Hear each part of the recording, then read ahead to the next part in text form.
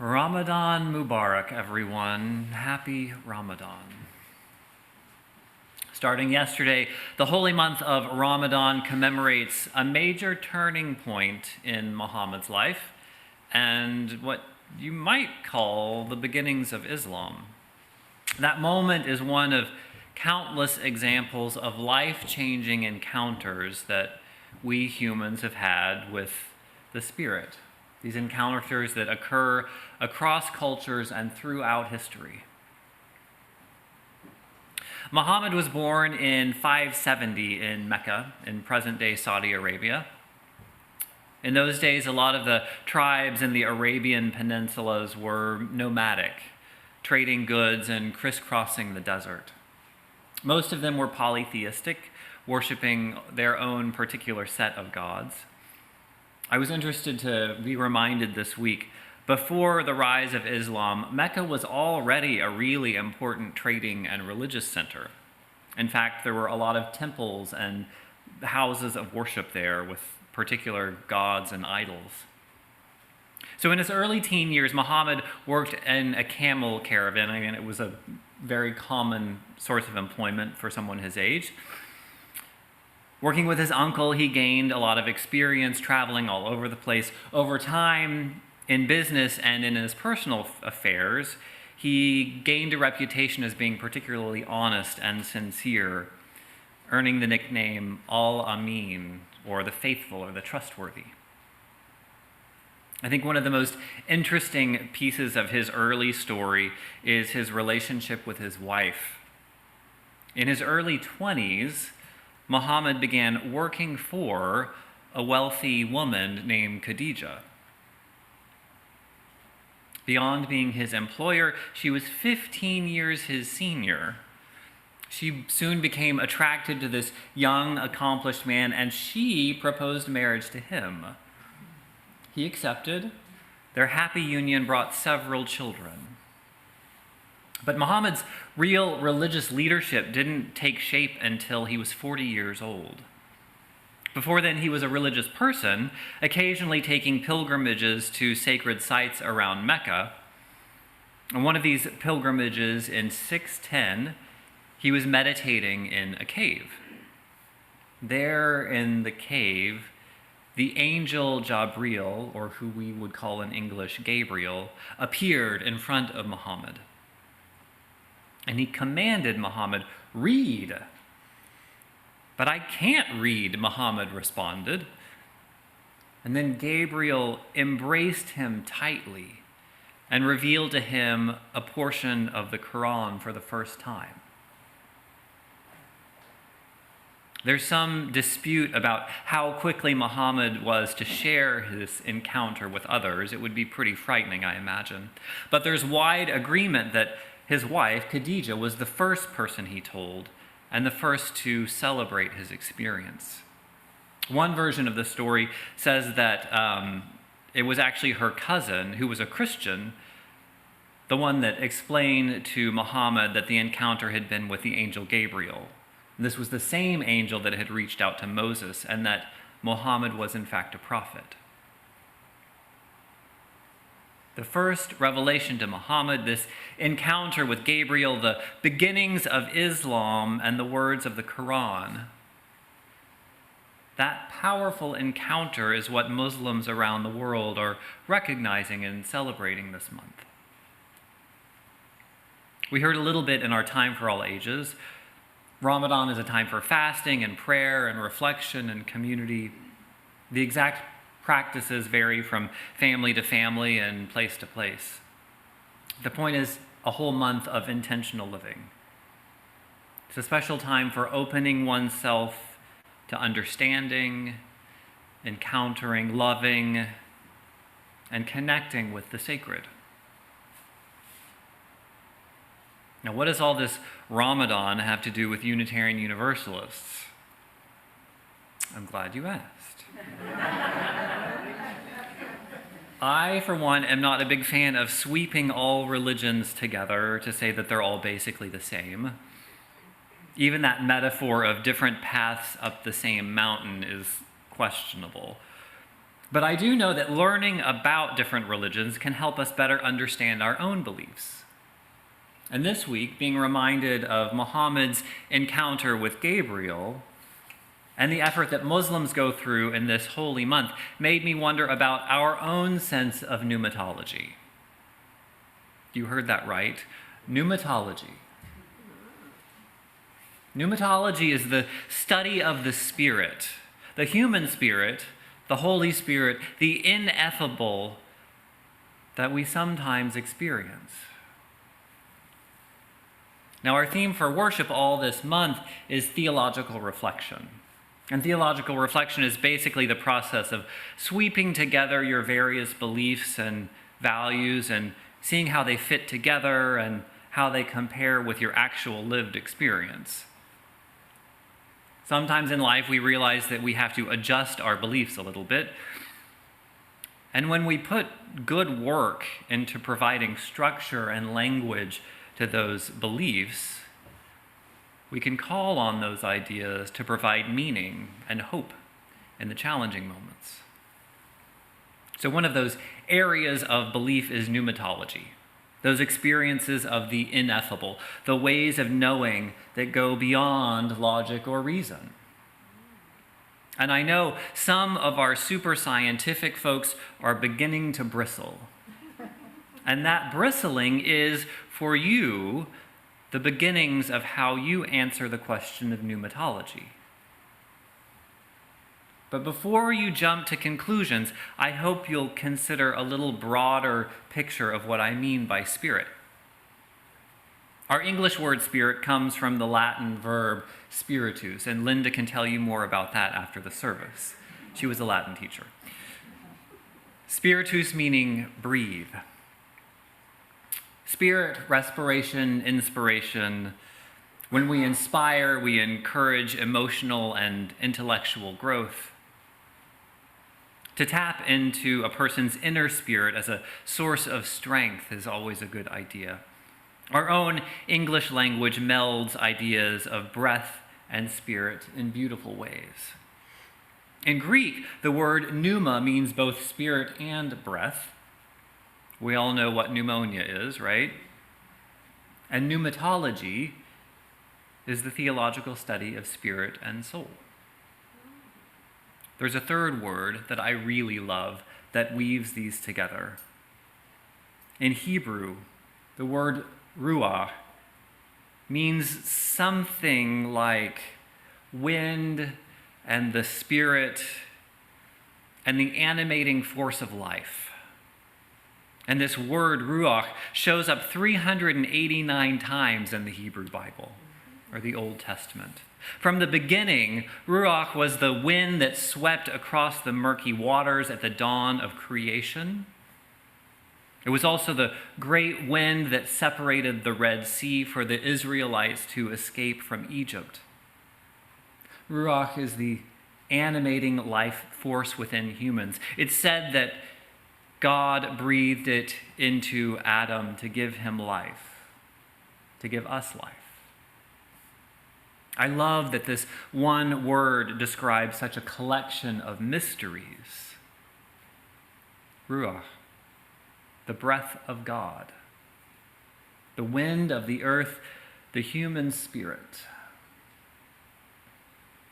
It sticks with me personally because it's a way of connecting ancient religious intuition with science and with my love for nature. I also love the metaphor because wind is so much like spirit. What is most holy and sacred comes and goes. It is a tremendously powerful force at times, and it slips right through our fingers when we try to grasp it too tightly. Just like the wind.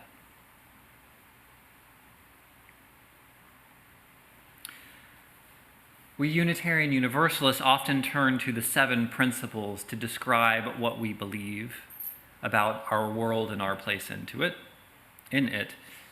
We don't turn as often to the 6 sources. And those 6 sources, recognized by our UU association, identify this beautiful array of sources that inform our faith tradition. I recommend anyone to revisit those, even when you're familiar with them. The poetry and the content is always a source of inspiration. I bring all this up because the first source, the very first source of our religious tradition, is direct experience of that transcending mystery and wonder affirmed in all cultures, which moves us to a renewal of the spirit and an openness to the forces that create and uphold life. I'm going to read that one more time. Our first source is direct experience of that transcending mystery and wonder affirmed in all cultures, which moves us to a renewal of the spirit and an openness to the forces that create and uphold life.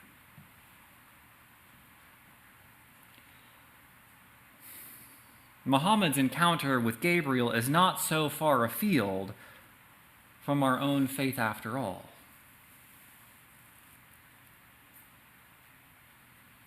There are a few details about the Spirit that I want to invite you to consider as you formulate your own beliefs. One thing that may not be obvious in our understanding of the Spirit is the great democratizing or egalitarian resource that it can be.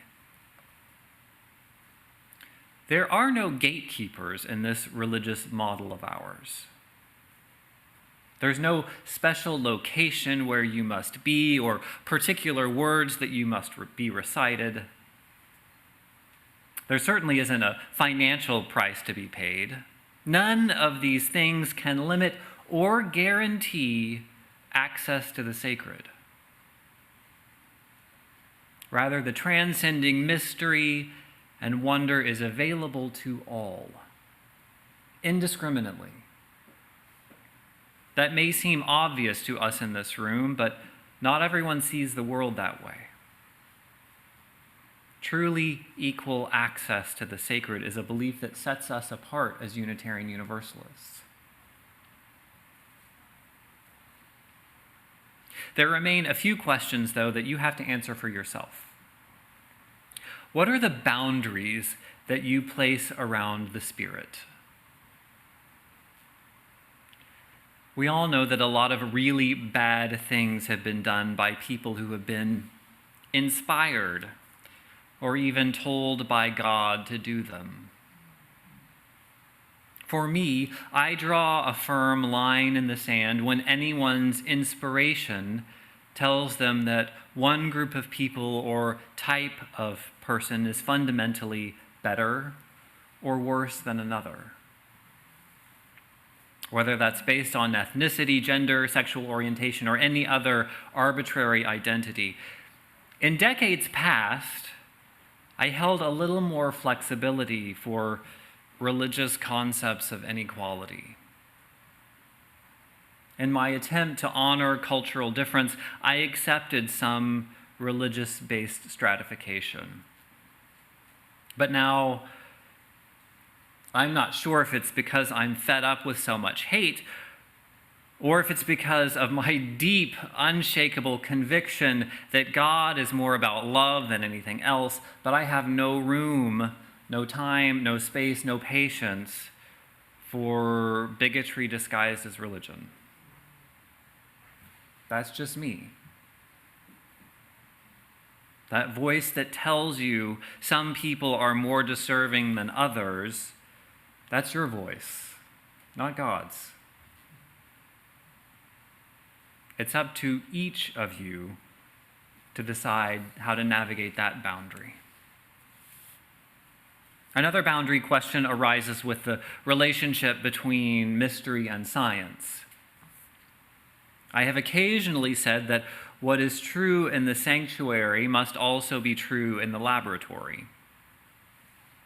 Still, there are many, many questions that science has yet to answer. Even basic questions of the apparent magic of ecological cooperation. So where do you draw the line? If it hasn't been proven by science, do you still hold space in your heart and your mind for the possibility?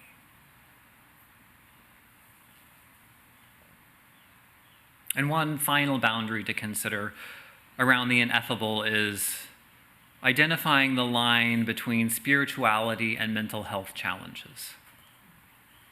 It fascinates me to read about religious mystics, people who have had tremendously elaborate visions of the sacred. Now, some of those people have been venerated as saints, others labeled as wicked. And today I have heard from several people in UU congregations who have navigated this very challenge. Their mental health challenges have taken on the disguise of spirituality and led them to some confusing and frankly dangerous places. This may not resonate with everyone, but it might serve us well to think through in advance, very soberly,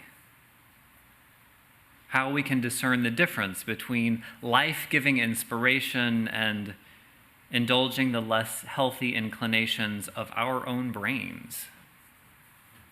We are all capable of massive self-deception.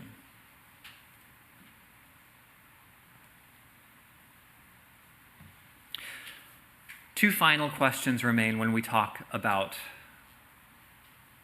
spirituality. We talk about these all the time here at Tapestry.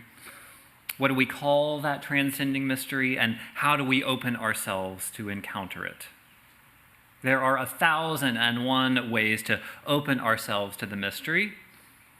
Our Muslim friends in the beautiful tradition of Ramadan could teach us so much about the discipline of opening ourselves. Perhaps your path is meditation, or reading, or hiking, laughter, volunteering, maybe it's prayer. The options are endless. The one thing that they all have in common is showing up with a posture of openness. And for what we call it. Well, in just a moment, we're going to sing a hymn that has answered that question for many, many, many Unitarian Universalists. The hymn, Spirit of Life, offers incredibly poetic metaphors for how the Spirit moves in our lives. As we sing it together in a moment, I encourage you to listen deeply to the words. Let them stir in you. See if some of the language resonates, or if it inspires other phrases that make more sense. It's sometimes mistakenly said that Unitarian Universalists can believe anything. That isn't exactly true, and it certainly is not the point. We do embrace a wide spectrum of beliefs. We also encourage one another to do some serious discernment among those beliefs. From time to time, it serves us well to compare our beliefs with our actual lived experience. How do we need to change or adjust those ideas based on what we've lived? And over time, that flow will reverse as well-established beliefs. That collection of metaphors and ideas helps provide meaning and hope in our everyday lives. Unitarian Universalism is a loving faith, but it's not always an easy or simple one. Amen.